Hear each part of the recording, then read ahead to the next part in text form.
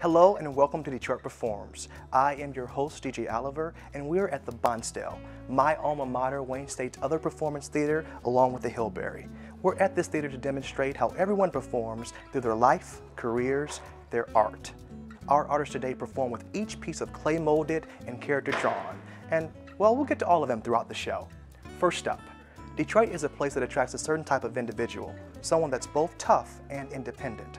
It's especially true for the women that have chosen to stake their claim in the city. Fearless, talented, and ambitious. Here are the women performing every day to shape Detroit's future in A Girl's Guide to Detroit.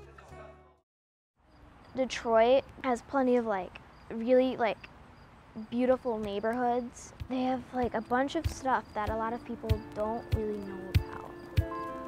Really cool stuff.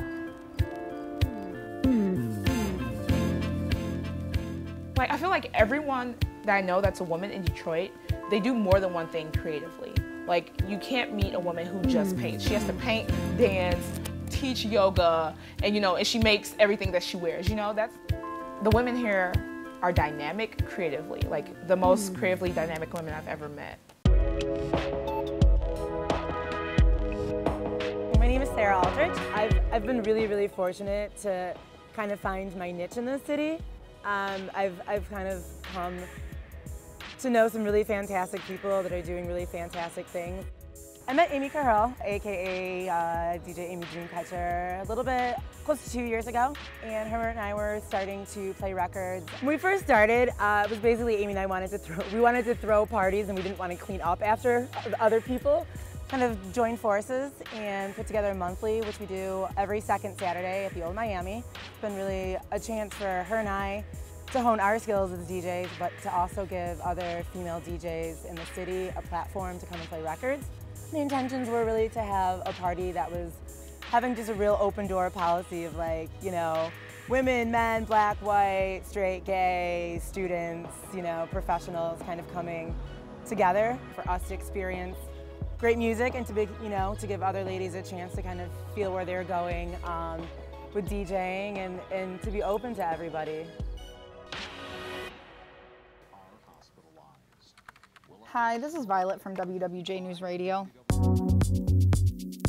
Well, I think living in the city makes me a better reporter. I kind of can bring a lot to the table where I work just because I live down here, and I think, having a harder edge and being less willing to take people's crap, am I allowed to swear in this? Makes me a better reporter. I cut to the chase more, but at the same time, you want to be extremely friendly, but I can kind of navigate situations and all different types of people better as a reporter. Oh, see, they're leading with the teens crashing into garage, just like I was saying, because it's a beautiful video. I put the story second. I'm just watching the news to see what they're leading with versus us, to make sure we're not missing anything, because they have full news staffs and we have me. I think it's more so I feel like I have a major stake in what goes on in the city, being I'm still young and I still have this mentality that I can change the world or something, so I want to get the specific stories that I think matter. My name is Manny Moran and I'm from California, but we're in Lafayette Park in Detroit.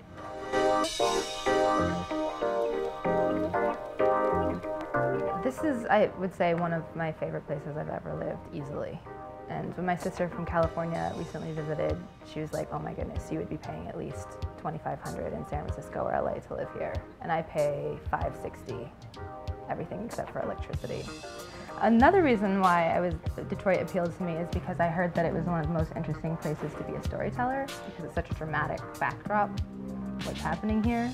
I would say this climate is way less competitive than Los Angeles. And I think a lot of it has to do with the intimacy of the size. A small town in the comforting ways, but not in the holding you back ways. And when there's less people, you tend to care about each other more, I think, and look out for each other more. It's developed into a really great support network, whether it's screening footage, networking, nerdy questions about gear, just to be surrounded by people that have, common interests is great.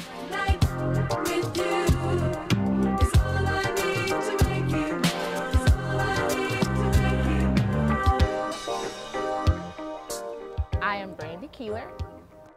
I'm doing a lot of things today. I do full-time work for Team Detroit. I do marketing and branding for local musicians still, Jessica Caramore, Mike Ellison. Detroit City, Doc Illingsworth. I do marketing and branding for Detroit Bike and Brunch, which is a nonprofit health group that was started last year with a few friends. And we wanted to be different from the other biking groups in Detroit, where it's mostly not about biking, but it's mostly about healthy lifestyle choices and building healthy communities and healthier economy in Detroit. It's been really inspiring. There have been mothers who joined the group who haven't ridden their bikes in like 12 years, who now like carry their babies to work in tow on a bike. And there's a lot of movement happening in the city of Detroit right now. There are a lot of initiatives in place and a lot of groups in place to make Detroit a greater place to live and work and be. Thing. For like pictures, like see anything? No. So my name is Marisol Teachworth, and today we're celebrating the 20th year anniversary of Detroit Summer.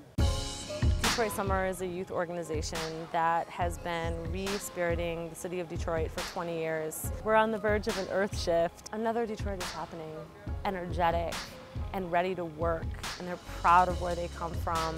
One of the most beautiful things about Detroit is that the youth are coming together to say, if we want to see the change, we have to be the change. At first, there was a lot of, like with the young girls, there was a lot of competition. Why are you looking at me? Or you don't know me, you know, just sort of this like, I don't trust you. Through working with Detroit Summer and other youth in the network, all of that has disappeared. Now it's like, oh, you're from the North End, you're from Earthworks, you're from Phenom Freedom, you're from 5E Gallery. Like naming your area or naming your garden, you know, and instead of a sense of fear or competition, it's like, I love you, you know, and I'm ready to work with you, let's go.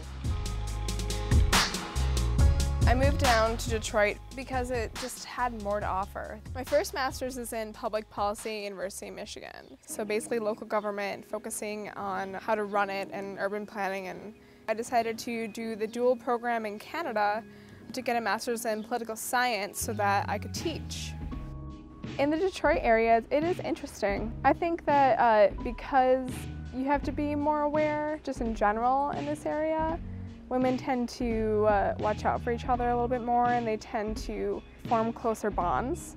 A lot of strong women and a lot of strong women personalities reside in this area because they can. You know, here is where you come to make your own. And you know, all these strong women are coming out and starting businesses and doing all this stuff and, you know, sticking together and watching out for each other.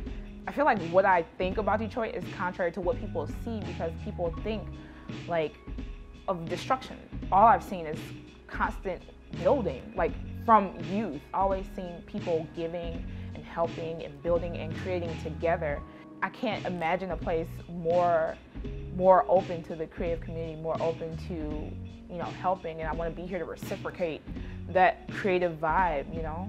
It's amazing that there are so many strong females modeling a healthy lifestyle and healthy relationships for the next generation of females. I feel like everybody kind of has a fair chance here and starts on an even ground, and it's what you make of it, and it's how much time and energy and effort you put into it. Like the community of people here is incredibly supportive, and I've never found that in any other city I've lived in, not even close.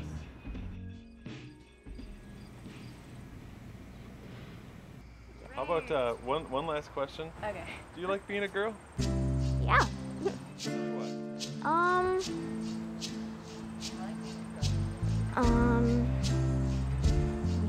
Alright, so I like being a girl because I know that, like, back then, like, a bunch of people were like, girls can't drive, they don't have good decisions, so they can't vote. Or people say that, like, girls can't do this, and they're not good enough to do this, and they can't work, they can't play these certain games. And now, like, even though that is waned away, I know that it's still there, and me and other girls alike need to prove that we have a lot more potential than people see us as. I know places we can go, babe. I know places we can go, babe. I know places we can go, babe.